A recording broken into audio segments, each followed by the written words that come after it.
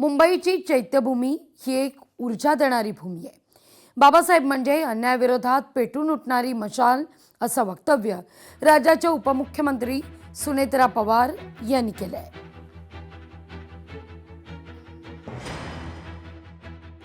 मुंबईची ही चैत्यभूमी केवळ एक स्मारक नाही, तर ती एक ऊर्जा केंद्र आहे।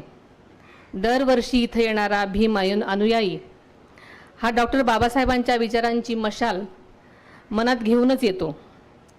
भारतरत्न डॉक्टर बाबासाहेब आंबेडकर हे महामानव होते, भारतीय राज्यघटनेचे शिल्पकार होते आणि सामाजिक न्यायाचे, समता, स्वातंत्र्य, बंधुता आणि शिक्षण संघटन संघर्षाचे प्रतीक होते।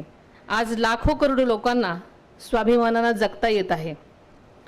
त्यांच्या शिका, संघटित व्हा आणि संघर्ष करा या मंत्राने संपूर्ण भारताला नवी दिशा दिलेली आहे।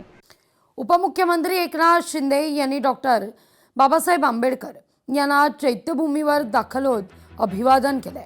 दरम्यान त्यांनी मुंबईत होणाऱ्या डॉक्टर बाबासाहेब आंबेडकरांच्या पुतळ्यासंदर्भातही भाष्य केले आहे। बाबासाहेबांनी आपलं ज्ञान स्वतःसाठी वापरलं नाही, तर या तळागाळातल्या लोकांना सक्षम करण्यासाठी, त्यांना न्याय मिळवून देण्यासाठी त्यांनी आपलं पूर्ण ज्ञान खर्ची केलं।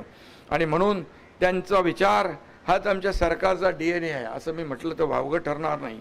आणि म्हणून स्वातंत्र्य, समता आणि बंधुता हा आमचा मंत्र आहे आणि तो कायम राहील। बाबासाहेब आपले मानबिंदू आहेत आणि बाबासाहेब आपले दीपस्तंभ आहेत।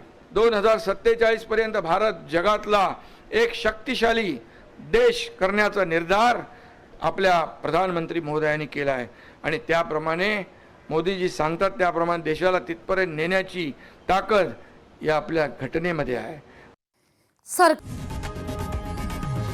लोकशाही मराठी ऐका, पहा, जागरूक रहा।